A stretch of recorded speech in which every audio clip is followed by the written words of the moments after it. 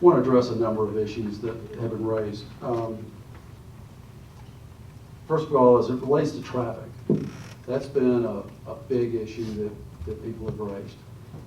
43,916 square feet of church use produces 156 fewer weekday trips, and more significantly, 50 fewer AM peak trips and 28 fewer PM trips. That's a significant difference between this and the existing office use that is allowed now at 32,000 square feet. So there's more traffic that will be generated by the existing use at 32,000 square feet than the proposed use at 42,916 square feet. As indicated by that last speaker, ingress and egress issues, we are not proposing to change either ingress or egress. There's adequate ingress and egress to the site right now. The traffic for the church would be spread out through the day as opposed to intensified at the AM and PM peak period. And anybody that needs to get in or out of there for an office use also would cause the same congestion issues, but it would be so much greater because it would be intensified, and there is so much more traffic that would be generated by a office use as opposed to a church use. The parking studies that we provided showed and proved that there is adequate parking on site for this location.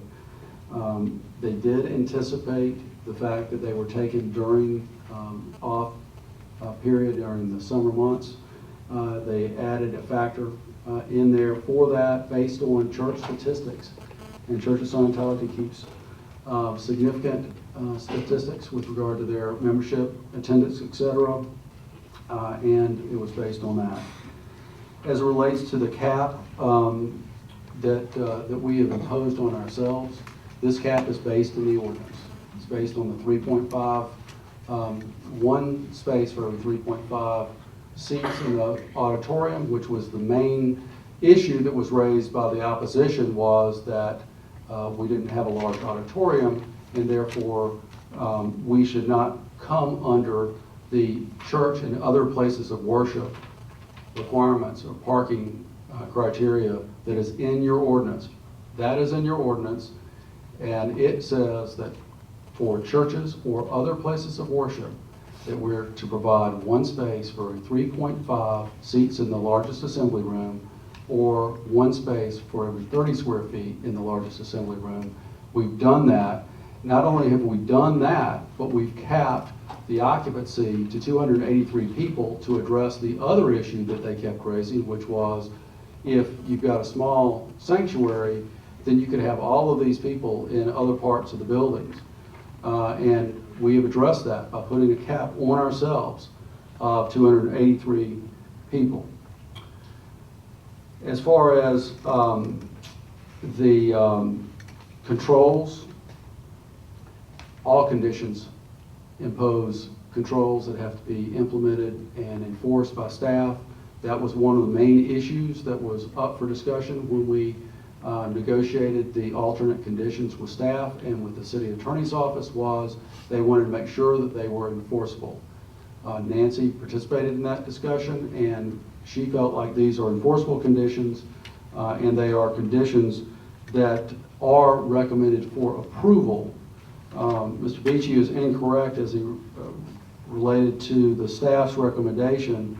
If you look on page 16 of the staff's recommendation, conclusions to findings, it is the opinion of staff that the proposed use and density, when applied with either the recommended conditions or the alternate conditions, are consistent with the policies of the comprehensive plan. Therefore, the staff recommends approval conditional of the request to rezone the subject property from OI to OI conditional and the associated concurrent variances. The staff recommends either the recommended conditions or the alternate conditions for the approval of the rezoning.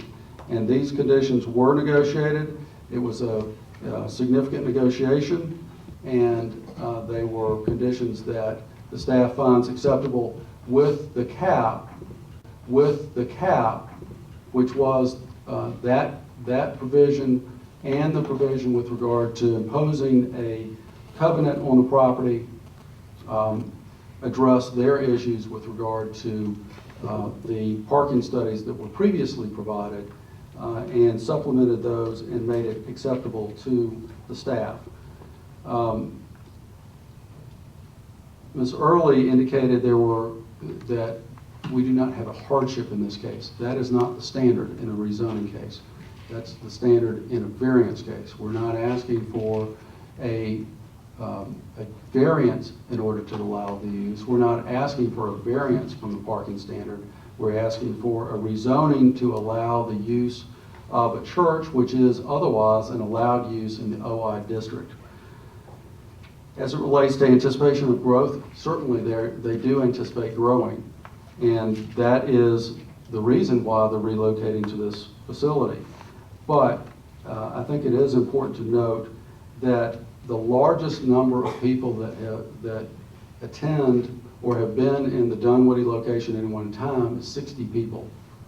And the largest number in classrooms during the peak hour of classroom time during the study was significantly less than that. I think it was 22 people. As it relates to the density of the development, as I indicated, there's a whole lot less impact associated with this than with regard to the office, because there are less people and there are less cars that will come to and from the site and have less impact on traffic of the roads in the nearby areas. The intersection has been raised as a problem. That intersection exists today. It's existed my entire life as I've driven up and down Roswell Road to go to Glen Ridge. And that intersection could be improved. It's the city's responsibility to improve that. If the city chooses to do so, we would cooperate with that and provide the additional right-of-way that we can in order to facilitate that. But as I've indicated, from a traffic perspective, we have less impact on the roads than an OI use does. As it relates to maintenance, those photographs were taken prior to the staff alerting us to that issue, that those maintenance issues have been taken care of to the satisfaction of staff. As it relates to how you control some of the issues that have been raised by the opposition, again, we point to the occupancy. This is something that has never been imposed on any other church in Sandy Springs or Fulton County. We're imposing it on ourselves because we know how the Church of Scientology operates, and they utilize a great deal of space per person. And they're very comfortable with the fact that they will not exceed the 283 number. If they do, they are willing to provide off-site parking in accordance with the provisions that we've reached with the staff and with the city attorney's office. At this time, I'd like to call on Bob Adams for a few comments from his perspective.